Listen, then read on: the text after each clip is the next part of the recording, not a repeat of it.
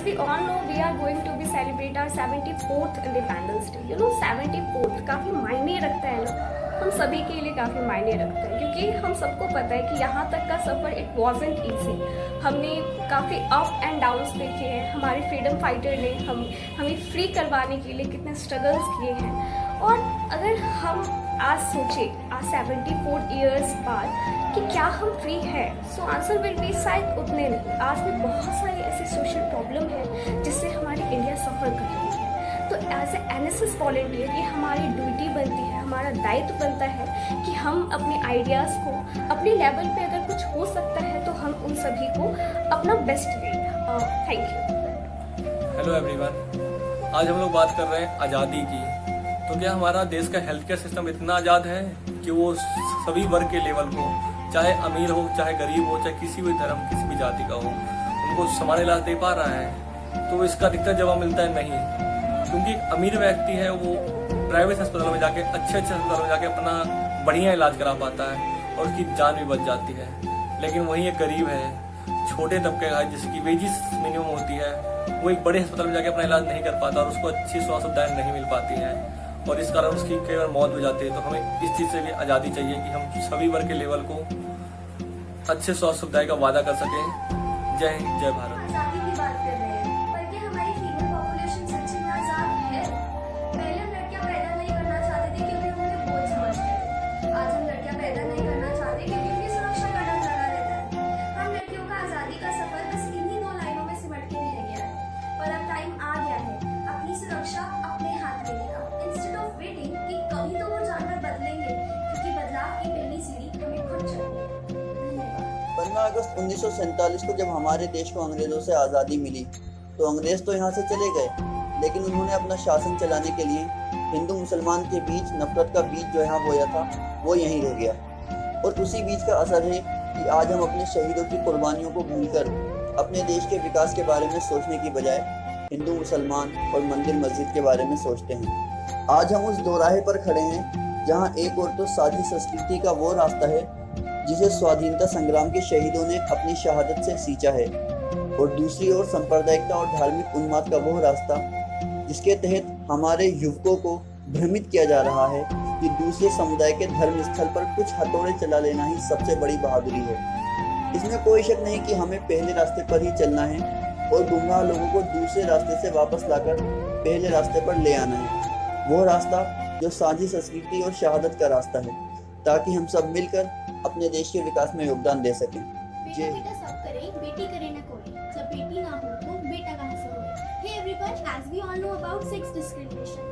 Sex discrimination is a great loss for our country. At the time जब देश आजाद हुआ, लोग आजाद हुए, पर एक चीज है जो आज तक आजाद नहीं हो पाई, वो है उनकी सोच।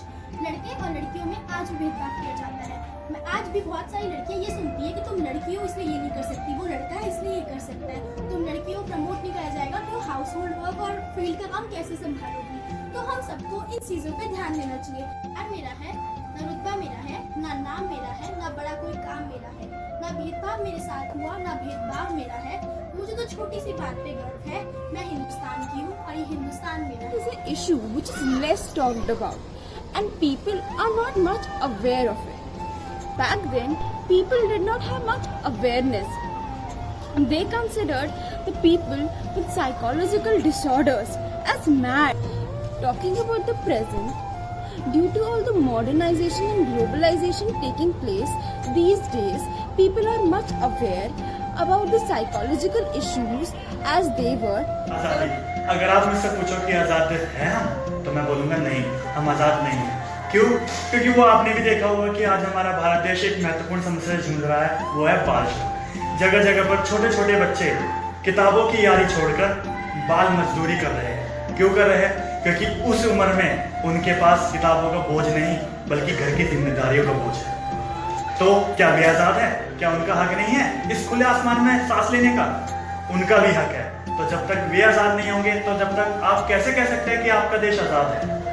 तो इसीलिए मैं 4 पंक्तियों में अपनी वाणी को विश्राम देना चाहूंगा कि मत पूछो जमाने से क्या हमारी कहानी है, मत पूछो जमाने से क्या हमारी कहानी है, हमारी तो बस इतनी सी पहचान है कि हम हिंदुस्तानी हैं, कि हम हिंदुस्तानी हैं। जय हिंद। मैं आपसे एक सवाल पूछना चाहती हूँ।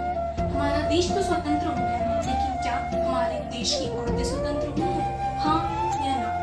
ना इसलिए कि हमारे गांव की लड़कियों को आज भी पढ़ाया नहीं जाता, उनकी शादी कर दी जाती है। और हाँ इसलिए कि हमारे देश की कई लड़कियां आज अपने पैरों पर खड़ी हैं। अगर हम अपने गांव के लोगों को ये बात समझा पाए तो हमारा देश बहुत आगे बढ़ सकता है। और अगर मैं बात करूं हमारे गांव की फैसिलिटीज की, तो उनमें कुछ खास सुधार नहीं है।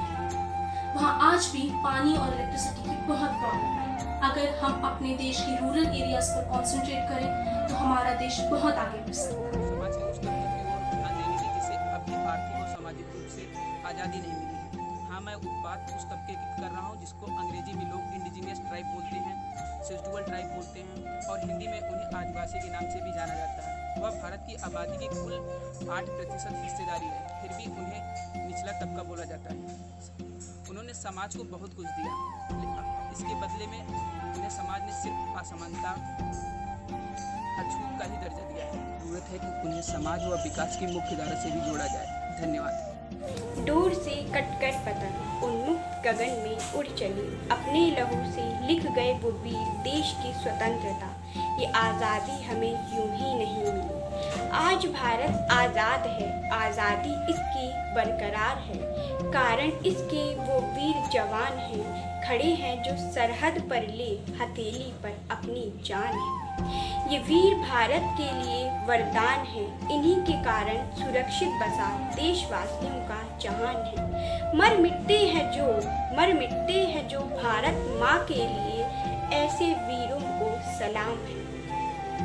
आज़ादी की कभी शाम न होने देंगे, शहीदों की कुर्बानी बदनाम न होने देंगे। बची हो जब तक एक भी बूंद लहू की रगों में, तब तक भारत माँ के आंचल को नीलाम न होने देंगे। जय हिंद।